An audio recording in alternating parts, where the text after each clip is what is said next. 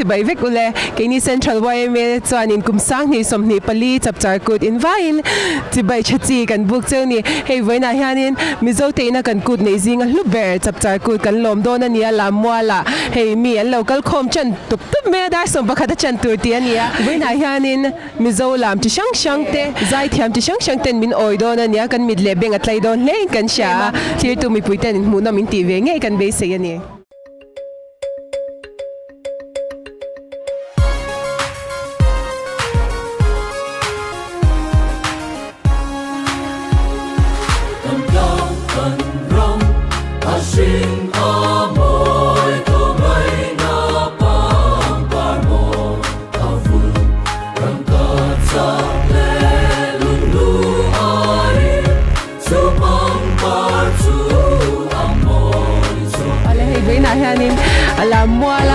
Lawmna le chebela local te kan interview kwal don ania zona shang shang te zo turin kan in buat sa hei Central YMA lamte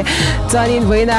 Lawmna dong tur ti mela kan zona adik ta kalo chang te anom chanin hei zonun sang han lu ma changin pen chata kan dong don ania chu chu tu na hai kan han lam don ania mila zero le kan lo me eta hanin an nei tu nu ten ama nu boi ama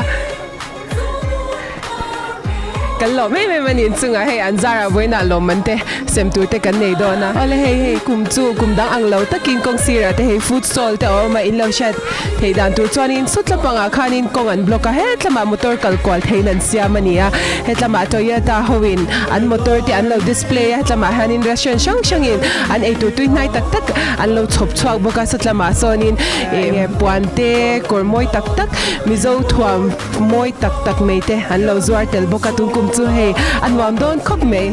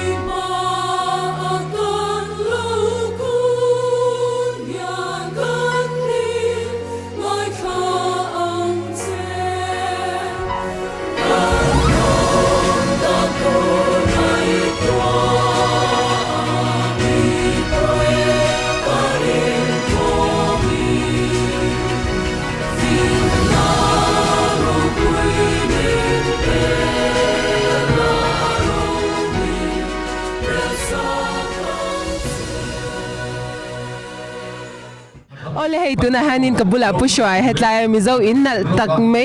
satu zing mi ania ama hi in charge ania kom na hun toi te kan lo nei do ni hei pushwai sakhi aba han ro pui em ve in sak chung te re em ni thum hun kan ne ya ni thum chung in kan sa zo ni ne aro pui le me how to kem how ta khom mai hei I estimate hin noi khat sing nga nia amaro chu kan in zo sham thei adon ani aro pui le me in peng na te pathia ni ma sab zero se le voi na hianin la mua la chapchar kut kan han mang le do na nia nge phur to em nang ma ka phur khop mai tiang ni hi mi zo a hianin kan nei khat khop mai chu wangin he mi ni hi chuan mi zo zong hi chuan an dor te boi khar ngam sel ri de lui mai la kan kut nei chuan ania chu tiang tur chuan karil ro po an om lian ani kan lo me in kom na hun chetak min pe ka wangin kan lo me ole tuna hanin kabula bula mat swana central way me president na oma kom na hun toi te kan lo nei le don ni e ka pu voina hianin he la muala chapchar kut kan han mang le rup don ani in buat sai na te enge mi lo she vet he in buat sai na chu kan muang hi ne thakhat in ka ria Sorry, ani le mi pui te zinga hianin thu cha du te nei em chapchar kut thi lim na ku tan yang nge in mi pui te ke ma ni mi mal nun thewa te chung kwa te khotlang te lim taka hun mang turin du sangna kalan in ka cha duwa tin lim taka kan man pia lama hianin kan ku dro pui berania chuda chuan mi pui te po hian tuna ya kan hlut zual deu theinan theitok chuin kan om hun thewa te kan din mun thewa te tan la zual theu turin kan in cha in kan ngen bok ani hello me ale kubula han tuna professor pumal somlia na oma ani hi central YMA secretary le chapchar kut organizing secretary ani boka le tuna hianin khoi takin buat saina toite milo shilwek thengem komin chapchar kut thi man ro pui kan tum khop maya kanin buat sai na sakhop maya amaro chu in buat sai na hun hi atam lutuk big song lowa kumti ratang han kan tran ve boka Aizol ahian helai hian Lawmna pui ber la mula hian ti hian kan mang don ani Mizoram hun rang abikin district capital hian man vek turin tuna hian ro manna siam ani boka voina kan man tura hian chapchar kut pa ta hian kan chief minister pulal du oma ani kut thleng turin agriculture minister pusila soivunga ani boka then ambassador Taiwan ambassador Midman pui turin anu pain anong kaldon bok ani aro pui le me tun kum chapchar kut ta hianin he kum dang aya thil dang lambing mu tu te om donem thil dang lam tu rachu kum dang apo kan na ti ngai lem lo mara thalai pol MTP attacking culture troop anong kala ten central young lai association long lai attacking culture troop kan be sei boka chuba ka chuan mim bung bran suai me atangin paitelam jang talam entir turin anong kal boka chungchu kumdang kan nati ngai lem lo ani anni kha mu te pon cha kom to khop maya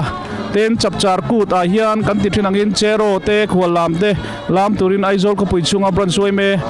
rang te tuna hian lam turin anin roman bok ani alo mom hle me in buat sai na ro puin he anzara chapchar kut nuam tak kan mang thei do in shata in chunga kan lo me mani ale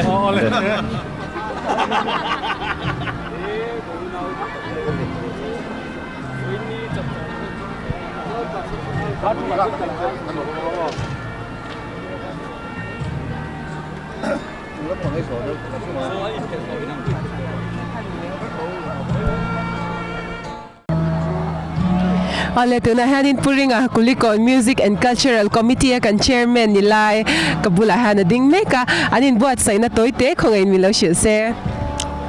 kini kulikon plan suai me te hian central way me tanga lekha kan don khan hemi chapchar kut bi katan hian chero kumtin kan lo nei to thin angin buni tal nei le turin ma kan la amaro chu kumin hi kan member tamjok KTP General Conference alam thiam sa kal tur an lo in ruam mana wang khan kan tumangin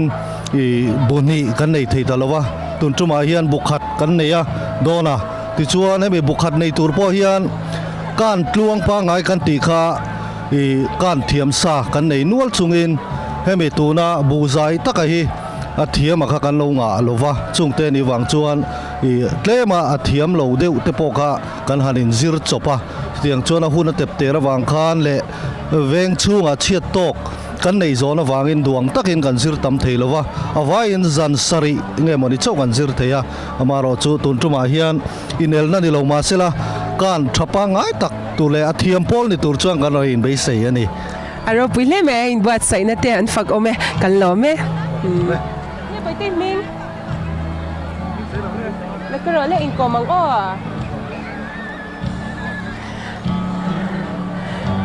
hey tu na han ko bula hanin no pang mel che me me Chapchar Kut lo chim tur na ma min kan zot phot nge bai te ming sei ro le zak tu de ni hi la ko le ming sei ro le ale vai na hanin hey Chapchar Kut chim tu zing mi nop te mel che me ka han kom do na ni ma sabe bai te ming min shil ro le Teresai vai na han tu nge lo shwai chile apa khanin Chapchar Kut kha alo shwai chan che kha shiu che he Chapchar Kut han mi han an ti chin sha shelo mo ni le mau hi ngatan ngen man do ni sha Lawmna ni le an lam na tur kha ming i shim ya le zero dira Tero zero athiam le tu ko voina nom de mini mang don ya Oh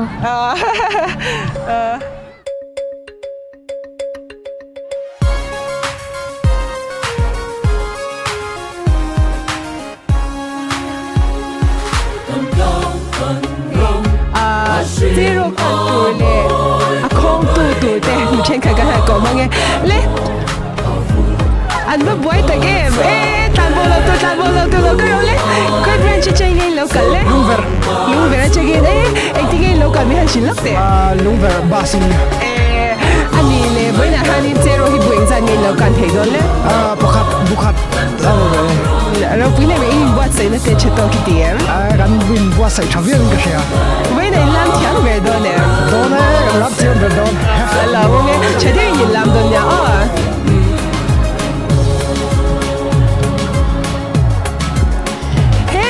hanin mula an vakia lo in siam chat sak mol me khoi branch che ngai lo kan le Tui kwa lo branch chan we na hanin bueng zan ngai lo kan do Bozai an mam don me in ba sai na te chayam Oh zan tin chuan practice ve in shoi tu te dan phur pui veo cheu lo mo Pur pui la tu kan lam kan zia plan refreshment an siam boga again sem chin le ka she chak Mix te kan siam ma la si te thing pui te so yai te lo mom che de in lam don ya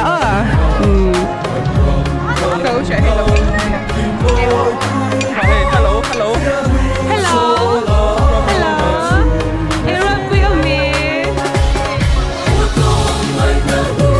với lại hai hey zero kan tu mi sha kan kom kwal do ni mi lo zi zel don ya le koi branch che ngai lo ka kanan branch che ngai mo le với là bueng zang ngai lo kan do le Bukhat in what sai na te chayam Oh cha ve thau khoi ang in practice chin le Anh lau kan veng multi-purpose hall ko ta in shoi tu te na lo kan tu chin ze we Oh del pui chin chade nin kan don ya only tu na hanin central wai me disaster management duty ho bula han ka dinga khoi te kin ka poi mi lo shi thengem lal trazwala ren thei bani Tony Kapu nang hi kalau siya dana Tony chairman ni ka siya dikem odige when na hanin enge inti tu tak hi kaban siya chang du ve hey disaster management duty ni rup me ya ni Chapchar Kut ta hian hun da kan ti ngai lo wangin kumina hian committee in disaster management sub committee te hi helai muna duty turin min be se ya chuwa chuan helai muna emo accident le til theng pal thei yom mania chuwa tan chuan duty turin committee in min ruat ani lo mum ko me hey eng thil eng pot sia rup tok thei ren kan nia nang mani hey ke mani tan in lo duty do da nia thamwan thak le me ti chuanin tu na hianin hey enge moni boy na te lo tok tu ta che eng ti edin buat sai da khami kha ka van shi chang chak tak enge nang mani na in ti tu tak hi ka shi chang chak tak me mi lo shi vya thengem ni helai muna che sual na mo thleng pal thei ni chunga chuan enge an che sual lenge mo po hanom sela helaya tuna hian motora kan bung ruwa te kan da stretcher te le thil tangkai enge mo far side thengin helai hian kan in chop ve ni e in zara kan thamwa nge kan lo me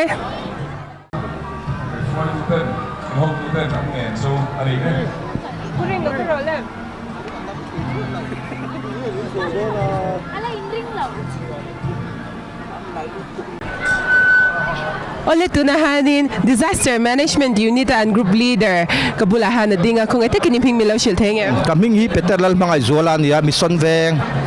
brands way me tang ai oin ani ole when hanin he boy na lo thleng rup ta se intan kanin ring renge kha an lo ti ni ma ka kom to te khanin eng buruang e in bulahanin kolle motor hi kanin software disaster motor hi central way me disaster motor hi anung la ma son kan man ron nei hau hi kan ron keng chikim khop maya stretcher ti vel hei mi to ngai tenan pek ang chi stretcher hi kan ron keng kima a thuizen ti vel heiขามาอวยนะจี้จงๆถ้ากันนอนเก่งกินได้กันไหมเราปุ๋ยคบไม่นินบวชใส่นะกันช่วงเจอกันหล่อไหมกันหล่อไหม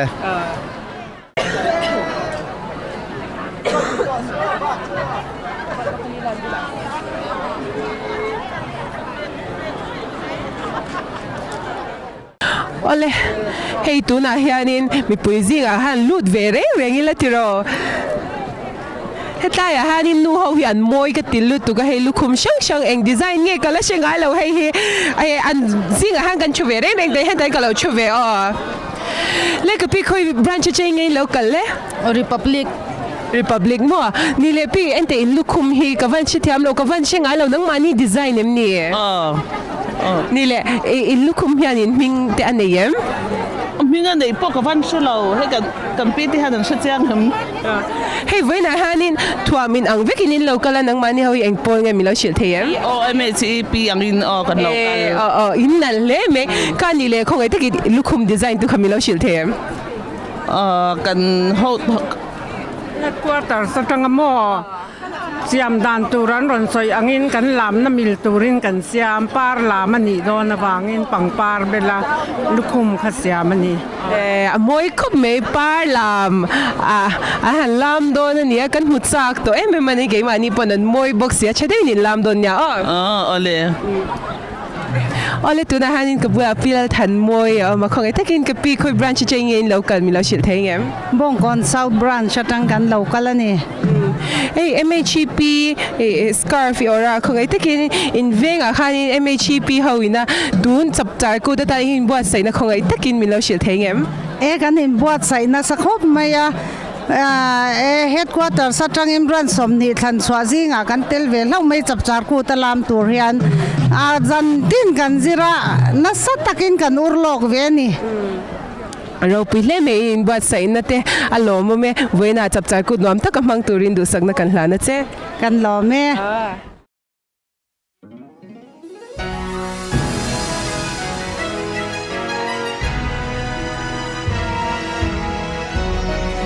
All right, we have class with me here today. So I just wanted to know, how long have you been here in Mizoram? We arrived here, I think, last Friday, and since then we've been traveling around and working together with NIT Mizoram.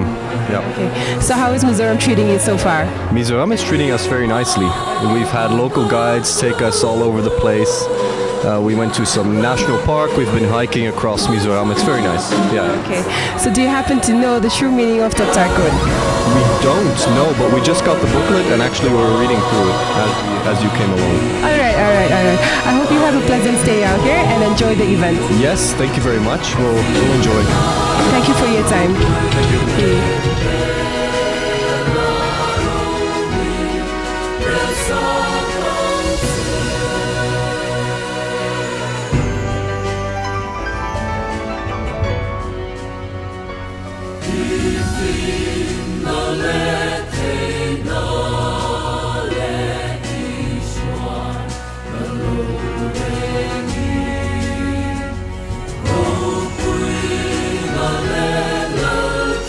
Mipui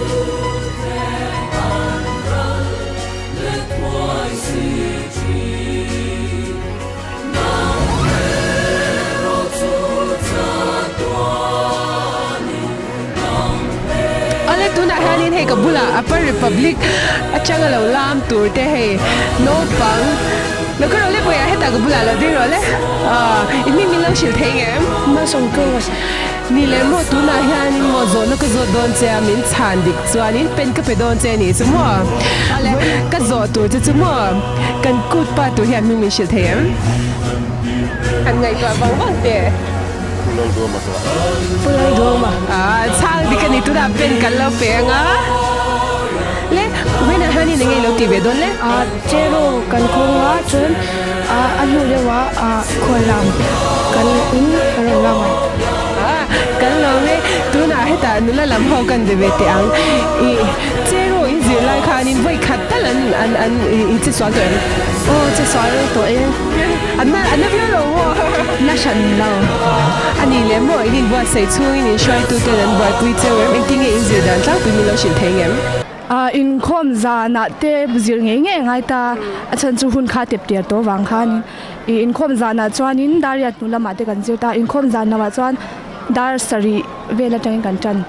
kan shai tu te po anin pek na asang khom nei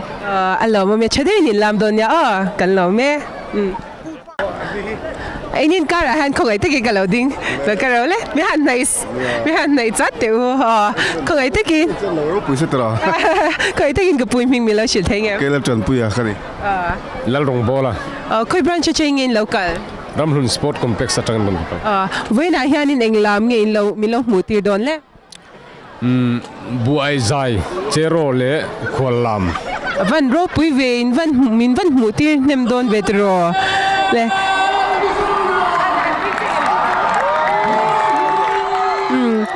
ani le we na han in lam tu reng zan nge local cheo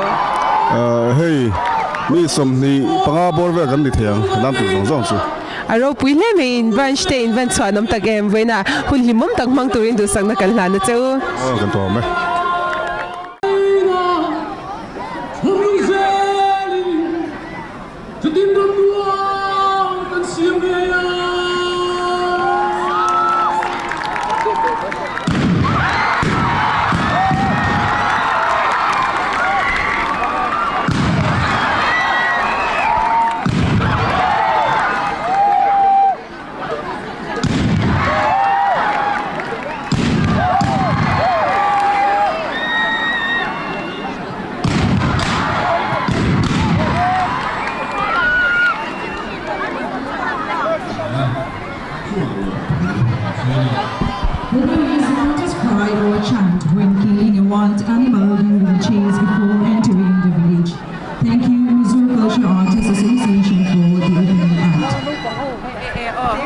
kan kom te ang bây giờ đi lốc rồi lấy kan kom lốc cần sẽ khoi branch ching in local le Clash Bank branch hey tu na zona ho te ka zo don che I chan dik chuan in zon nun sang han lu ma ching in pen I dong don ani le I thil kim lai kha ming mi lo shil theng em vakia I kor sei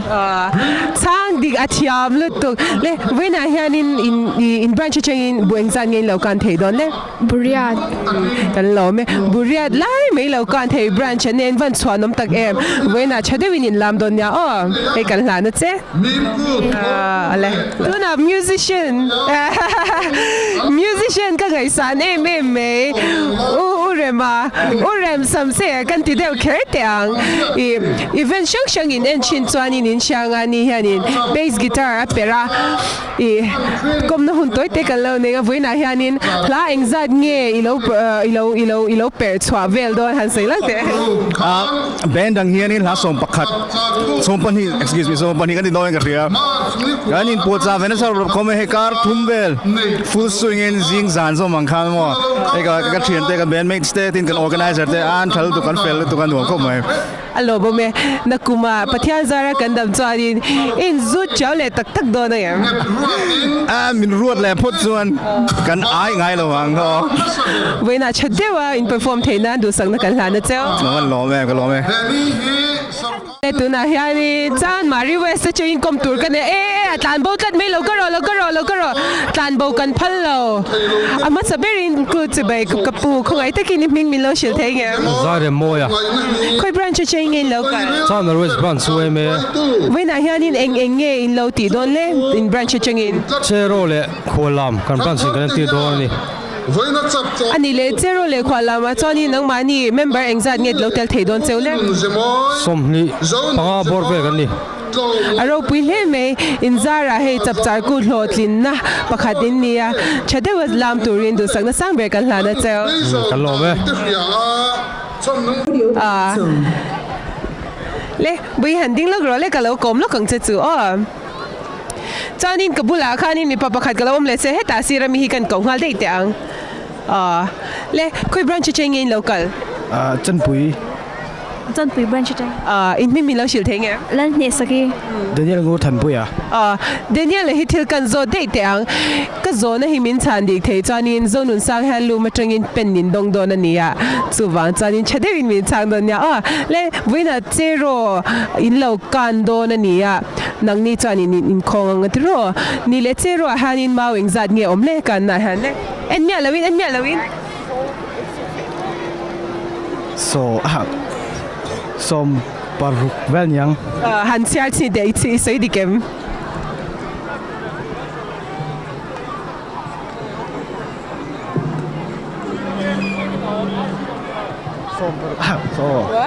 som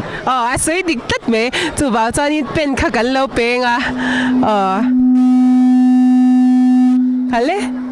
buina chadin in lam don ya ole hetlaya zero kan tur ho bokhi kan kom le te zona pakhat ka zo don chewa mo bai ding ro le Ivan nal me wina hian le ming mi lo shiro le hosun twangi khoi branch che ngai local Chan Mari branch chengin ma som twangi kan lo kom don ania thil ka zo don che ni chumo zona hi chan dik chan zon sang hen lu ma chengin pen ni dong don ani mizo hianin chapchar kut ti lo hanin ku chang kan nei ni chu ni le kut ming pakhat tal ishat mi lo shil thengem mim kut oi thiam lutuk khale chede ni lam don ya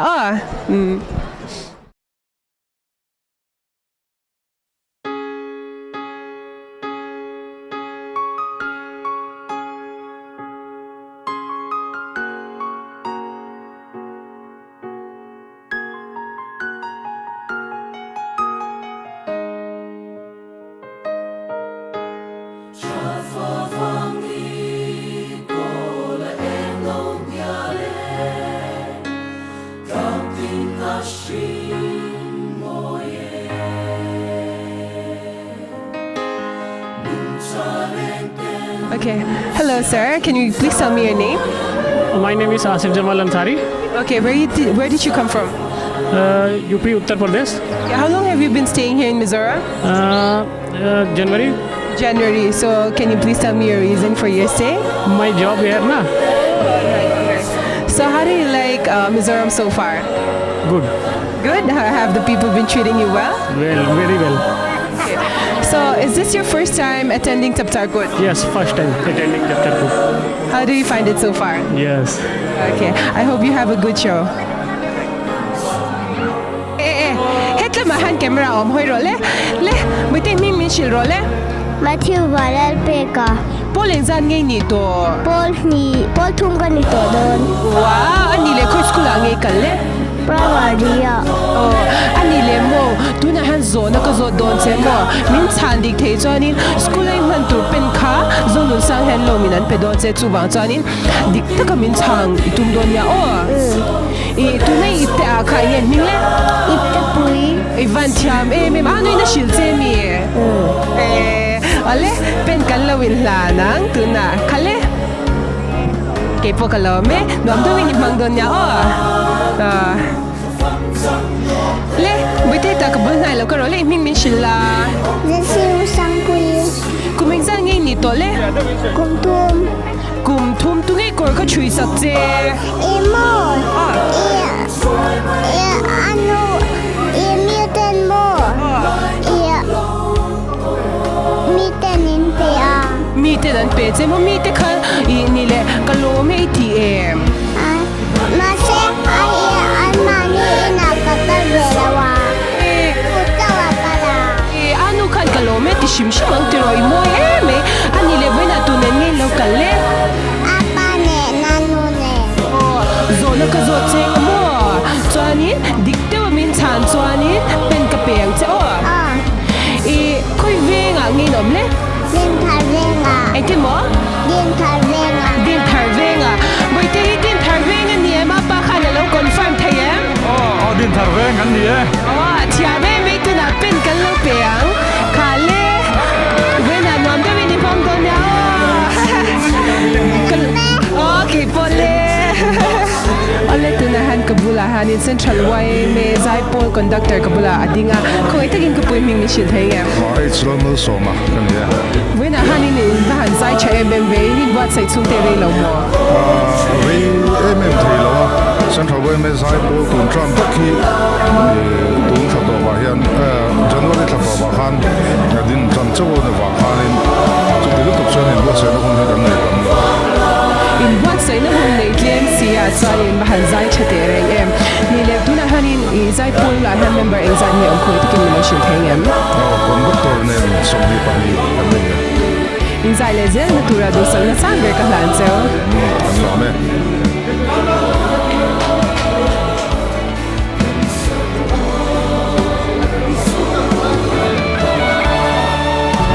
ole tu na hianin kabula mizo designer zinga ka ngai sa de me ke ma ngai pui na puan ka bin me kabula hana dinga Charlie ama so very good se bai le wena hanin hey fashion show in lo nei don me ngai wena hanin lo ti don berle Chapchar Kut ani angin fashion show ai mai in mizo nam sang sang te in thuam na kan ron en pure do na mizo nulat lang wan he chatak tak te ron hat suak do ni ban lo mom don em Chapchar Kut ti pui tu zinga mi pakhatania ya mizo thuam ti shang shang moi taka min design section tu ti an blue ani wena hianin ani le model engzat nge local don le an vai som hi be chia so mi pa so chada wi ning ti thenan du sang sang ve kan hanu cha me o kut ban luam le hello ka bala hianin na ding zakka ma se ka kwa nak don ka kom chung chung jeng ka kwa nak don se tu dan pi ke si u dan sang ka bala ding ania le moi na hianin enge Chapchar Kut ta hianin ni lo mi lo shi the ne a ke ju la bi ko ma di ti hi na ron tu ne le ber mai ri no ta kin ana de chada ki da lo thong ko mi voi la hianin ani le tu chung Chapchar Kut ta hianin enge I en zau be ngi wa le be de she cha kan an de ko kan ni so lo an va yan ka mu cha se ka ni em pur bok sia mo en kim mai tem hi ka mu chak ve ka ni kan lo me le tu na han hey model mel chatak tak zinga kan chu vele de kuk me ni chu tu na han kabula han Jennifer ya chu voina eng nam kor ngei lo hak don le Voina chuan marakor ka hadon ni le marakor kha design chana obem entina nang mara original kor ngei hak don na midai na an design art and culture lampanganya chu hey headgear tenen hilai belt tenen apui don khop me yan kati ka hak tur he van huchak to tak em nang voina eng kor ngei hak don le ke chu vai phei ka ha ang ani le inin buat sei chung rem entinan in show turatan hianin engtinge inin puat cha dan khong etekin milau shil thengem kanin puat cha tung taki chu arei lo mo englo ni mina khanin fittings vel kha kan neya chanin zana khan rehearsal kan te chu ni deuh me chede winin ti don ya kan lom tange ole tuna hanin pupara delta sound lam kom na hun kan lo ne yanga ana kapu voina hianin in sound setup dan vel hi kawan she chak ve how takem how ta khop mai he ni thum kan in seta ni thum nu an in pe ya tuna hianin thil thar ang mo ne ya kan in set bel nu ala kumdang Chapchar Kut dai chuan sound po thatura kangai avan ro pui em ani le ka sha chang mai chu Chapchar Kut sound setup man hi engzat vel nge nyang le amanang hun a poisa le na man mo crore ngaman vel kon in da venga ani chanin event shang in khoi chin om sia in event khoi to zong sunga Chapchar Kut aya enge how tak hi ala omem om về thì nè Silonga polo ground nào quan với sari với som vel cái này set to mi sing thum te Billy Graham Music Ministry ti te cái tiếng gì Don Moin Mackenzie làm worship leader ti te kan tia cher ngot polo ground field là quan mi sing thum chunda tur ten an rema turu khom maya thuya cái này chú missing chú kan tam zo mai the ya ma se balcony kan ne ya polo ground cho nên om lova plan to pa kan tia tu na ngai tia ti mai cho nên ko pang te om tha min support ani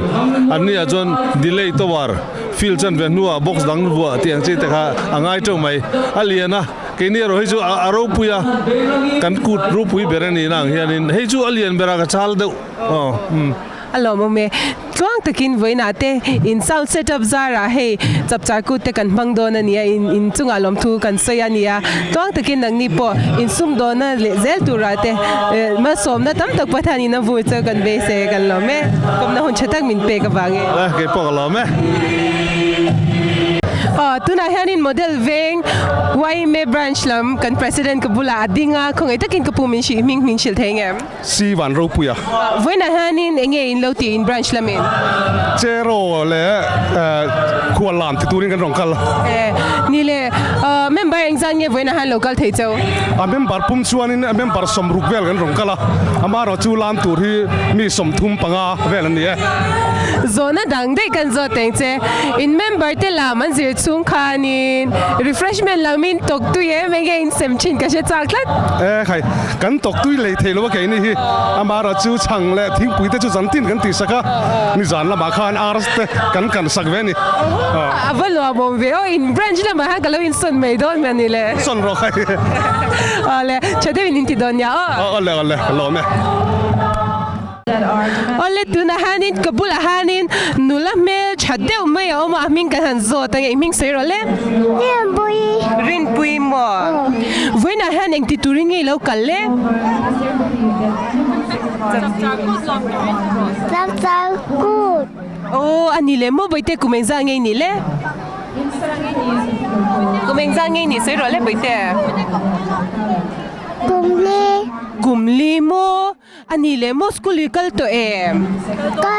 kal ton ni le mo thil ka zo chenga mo adik dewa min chan chuanin pen ka peng che o school ai man tur khoi venga ngei nom le ai zol veng la ya om chiang em anu te kha min chan sak them chang dikan ni chu khale Kalome ale kutsi bai fellet tu kalome ani nulandal em ka bula dinga khongai ta ginim himin shilro le som ki misai lo khoi branch chengi local selesi ni le ikor himo voina hianin tu design sak chenge ka she chak ta moi eme anu min design sakanya anu ve kina mi tree ai midang chui tu midang ole voina hianin ni lo chim ve shim nge enge ti tu te ne yem kal ve me kan voi kal nanya eva han fel ve ani le mo zo na ka zo chenga mo min chan dik chuanin peni dong don ani it sure lai khai nge mingle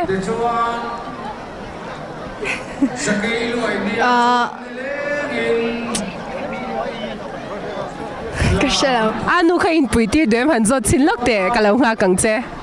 no chor nge ming ha ngau te kher dikani pen kan peang tu na he zo nun sang han lu ma tangin ke pole vena nom da wini mang don ya kalau me ole tu na hianin medical duty lama ka chua khongai takin hming min lo shil thengem chuan in hospital Dr. Biel Ming Thangi Civil Hospital chang Dr. Sil Romboya Civil Hospital Aizol voina kalo zo du chu hei Chapchar Kut mi tam takan local china he tiang han enge medical lama hianin enge emergency lama in to ngun deu be entinan he enge boy pui ngai an tam chinem ti de khongai takin min lo shil thengem chawat lu hi an tam bera case to me bo chu tam bera mo adang chu luna ti te pumna nom le zeu boka chuan kut lo dipal te ke lo dipem pal te mo tiang kha om le boka serious na tuk chu om lo อันนี้เลยจุดยังอังดินมุนาจอนเอ็นตินัน medical duty เตค่ะโลเอ็นตินันโลบวยมุนดังโลบวยปัลตาอุลามีปุยเทียนนี่เองที่เงยเกมานี่เลยเกมานี่กันโลวินบวยปุยเทียงเอ็นตินันกันเชียนเต็นเองที่มีโลบวยปุยเทียงโอ้เฮลายรถนินช่วยตัวจังกันนินเสียมัวมาเซโลที่ปัลเตมขยันโลองขจันมานี่เนปกินเตโรมอลเตโลดันเวียจนเฮตา medical โลดันเพย์ปุยเตมัวสาวนมปนมิรันเชียดบัตาเฮลามาจังกันการเพย์เตปแต่เดจูเทเวกันนี่จุมัวเละจุดตบนมเตจวนบอลอยแล้วว่าเองจะเตโอบรักเต้นมาหมดตาข้างเตียงกันแล้วที่เวทีดันดูจุดตั้มเมออปุยโมคบเมค่ะมีปุยเต้นกันเราเช็ดลางงาจับจารกุดเคเราปอเอ็นตีนานมีปุยปุ่นคมน้ำหุ่นชิมาเฮียนินกันมาโลกันมาหุ่นเตกันเชลอกเราชีนะมีชิงจวนินก็ที่งาคานินด็อกเตอร์เตอินะอันทุสอยเตค่ะเราเชริงิละตินตุนักเราโซลูก็เราโซเลดูเจจูตุนักเฮียนินแอมบูเลนซ์นังมานีตันเฮียนินเอ็นตีนานจับจารกุดบิ๊กตันเฮียนินไอ้ ready เร่งเอ็มเอ็นตีนานเราemergency กัลทุดไงตาเซ ambulance ไอ้ ready เร่งเอ็มอ๋อ ready เร่งตุนับพวกเขาเนี่ยลูกพยาธิประคัด civil hospital ละกันพูดเพย์เจ้าเจ้ามั้งอารมณ์ผมก็ไม่นินเป็นนะเราปุยมีปุยเตตานะอินทอนฮีโร่ปุยกันเตี้ยไว้นะเต้หนูอัมตะกินจับจากคนมังตุรินดูสักนักกันลานะเจ้าเอาเลยไว้นะให้ตั้งวันเมื่อจะตั้งเมื่อกับบุลาฮานันดิ้งไว้นะฮานังที่ตุรินไงแล้วกันเลยไอ้มิโซน้ำลามเละไอ้อันเราทิลูเวลเบสเอ็นติดตัวกันเราไปเลยนังอิลามโดนเอ็มลามโดนเอ็งอิลามโดนเนี่ยจ่ายเนี่ย MCA Art and Culture มิกินอันนี้เลยโมทิลก็โจทย์เจงอ่ะอิชันดิกจวนนินเป็นดงโดนอันนี้จุดโดนสั่งเฮลูมาจังอินอีกอร์ค่ะเองมิงเลยตัวกอร์ว่าหันเทียมตักอันนี้เลยนังกุมอีปวนเวนค่ะเองมิงปนไลเซนอันเทียมไม่เป็นที่กันเป้งค่ะเลยประคันมิลไปเลยเทงเป็นค่ะมานี่น้ำท่วมชาติที่มีจังกังนี่นานี่ค่ะเลยกันหล่อไม่อ้อไว้น่าจับใจคุณน้อมถ้ากินอินมังโดนยานังดีพอละอะไร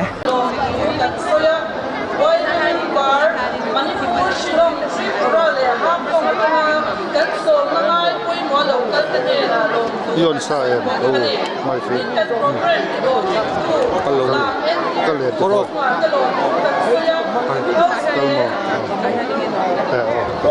แต่ตันทีไม่ได้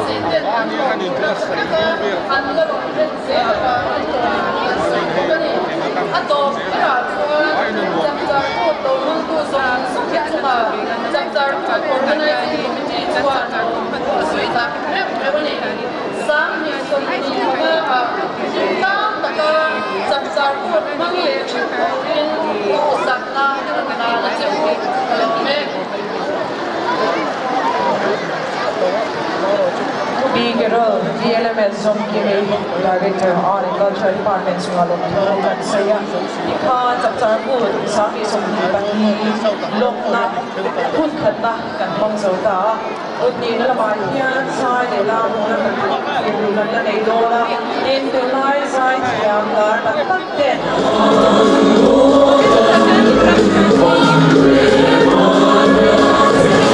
Hoy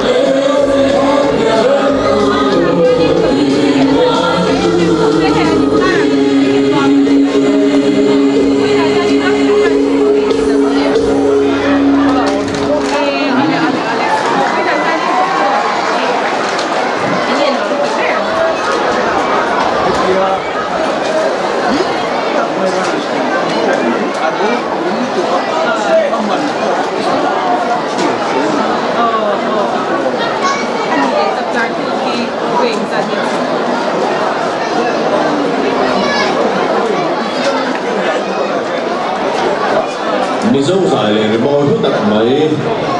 mit hira min ai thak tu tu art and culture sai pol an pusis le an lo me tu na chon pon to na lo hiro do na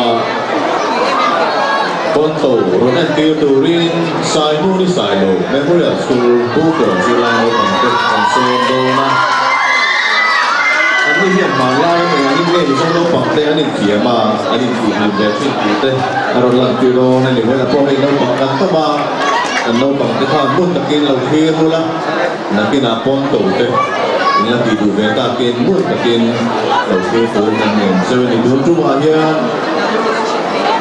SS นักเรียนสกูลโลกฝั่งคลาส5กับคลาส8 10ปอนโตที่นนในโดนะซิลไลMasale sa parian sa kinkonto ang nagtiro ni.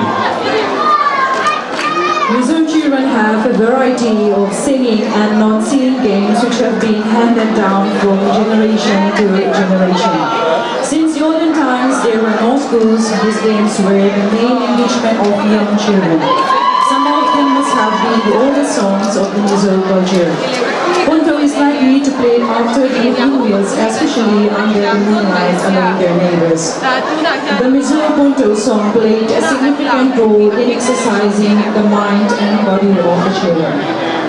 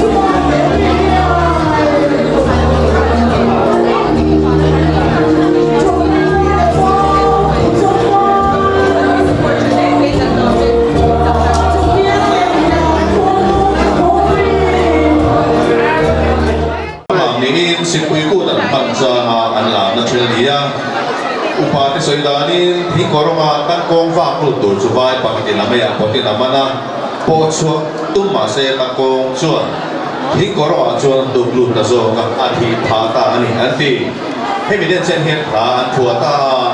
ตั้งกองไฟหลักที่อินลามลาการอันฟังตานีอันดี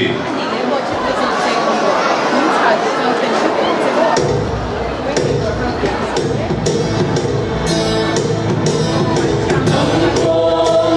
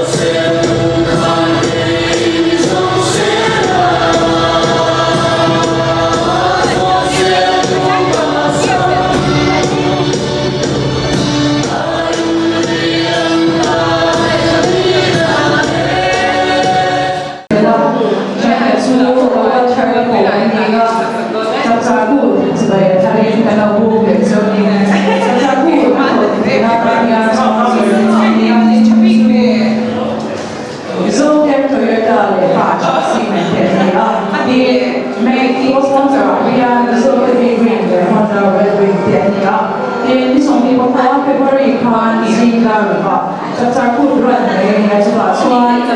SBI te sin so so tu sanga ye chi lo ya ni soi ne ani Moment chapchar kut organize do chani mai ko ka public do le ni chu kan lo mi chhe ni zai do ya ko ta ni ne se ni zai ko